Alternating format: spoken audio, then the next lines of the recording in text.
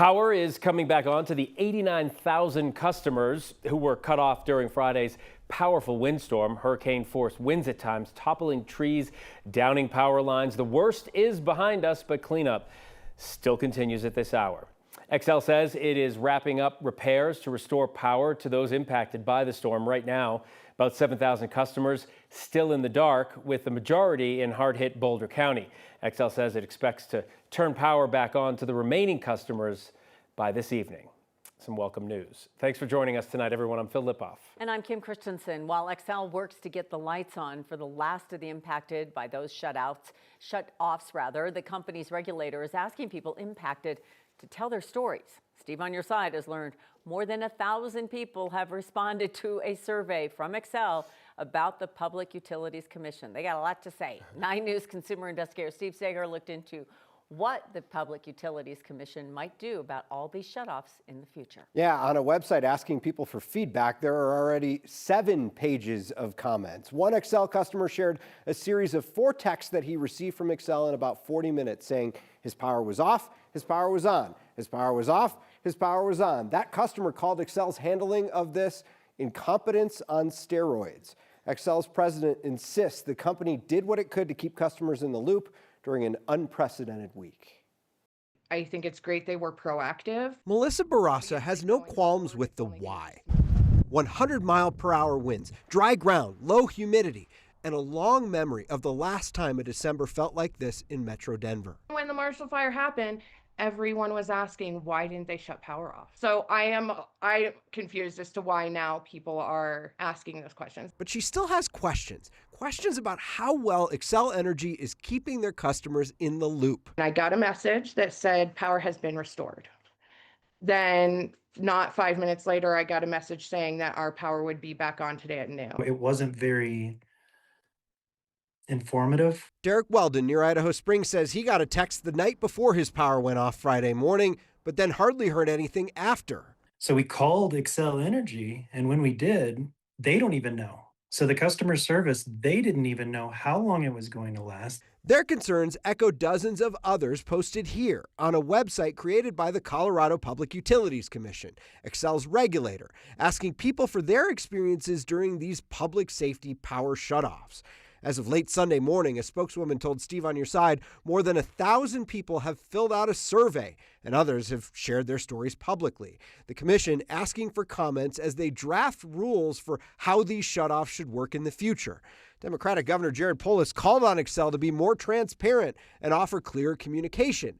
Xcel Energy Colorado's president, Robert Kenney, didn't appear to care for the governor's comment. And I'll say that it was unfortunate and it was uninformed. Kenny argues his company gave customers notice about these shutoffs starting the weekend before and has been in constant communication since, improving drastically since the last time Xcel preemptively shut the power off in April of 2024. We knew that we had a lot of work to do to improve our communication, and I would argue that our communication from then to now has markedly improved and increased. Kenny admits, and a lot of customers seem to agree, there's always room for improvement. While there has definitely been an abundance of communication, that doesn't mean that that was good communication.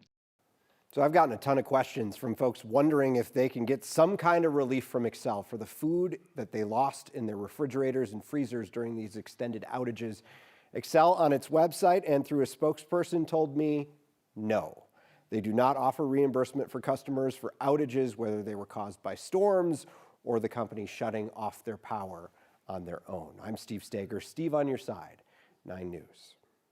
They better not raise rates anytime soon because they're going to have a revolt. People are really angry. If you go to the grocery store, that's what people are doing right now. They're saying, I lost everything. And I'll tell you, this website that the PUC put up, I found it by chance just Googling something this morning. And so it's barely been publicized. It already has 7 pages of people complaining. I know some entities, I think the city of Golden was directing people like, hey, if you don't complain to us. If you want to complain about Xcel, complain to the Public Utilities Commission. They're going to have a lot of explaining to do to the commission, especially as the commission is drafting these rules about how do you handle these things in the future. Yeah, and the businesses, so many businesses really hurt. Okay, thank you, Steve. Well, luckily, the wind has died down this weekend, making it for a really beautiful weekend. Temps back in the 60s, and we could be flirting with the 70s for the start of the work week. And if you're dreaming of a white Christmas, well, it's a nice dream. You may have to continue to do a little bit of dreaming. Oh, aren't we Dreams all don't always come dreaming? They true. don't always come true, but you should shoot for the stars.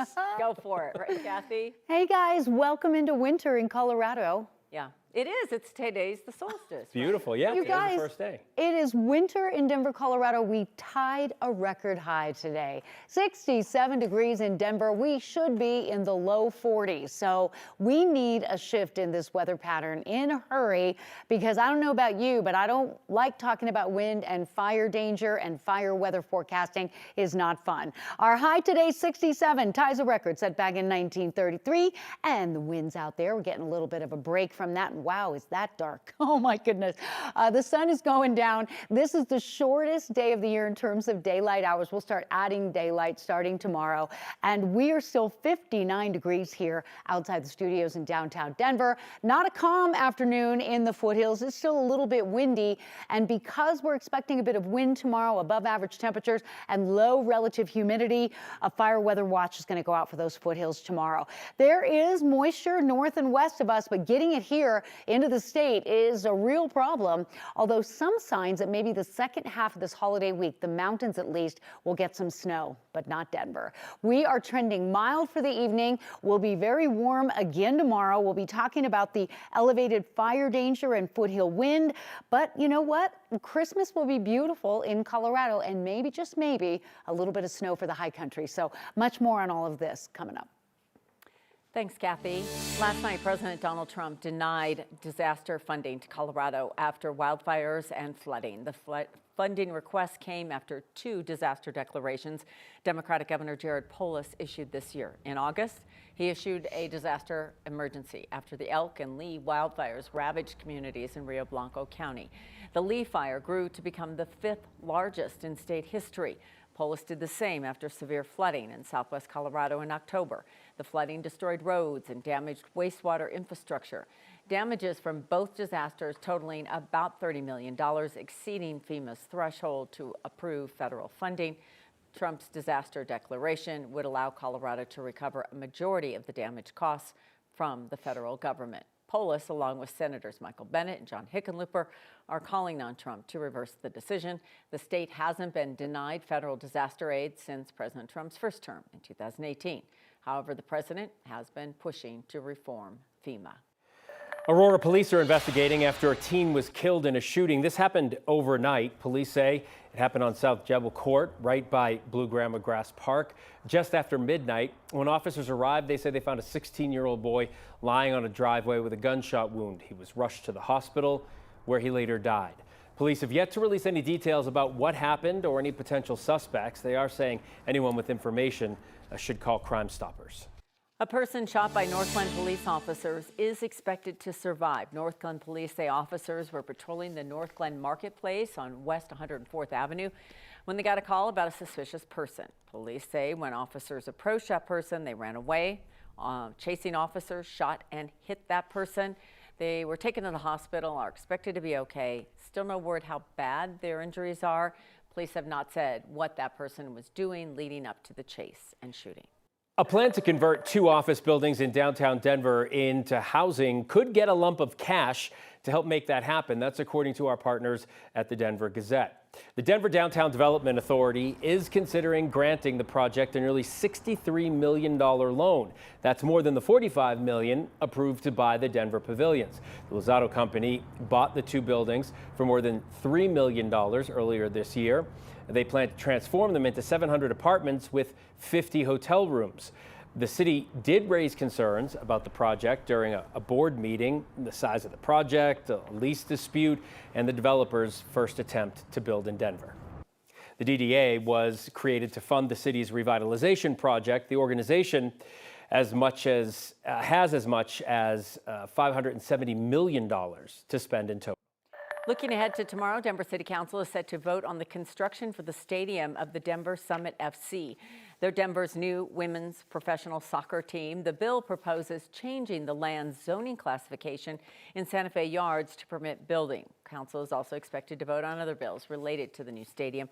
One includes freeing up $50 million needed to buy the land. Votes on these bills have been delayed many times, causing a lot of tension between the team and council.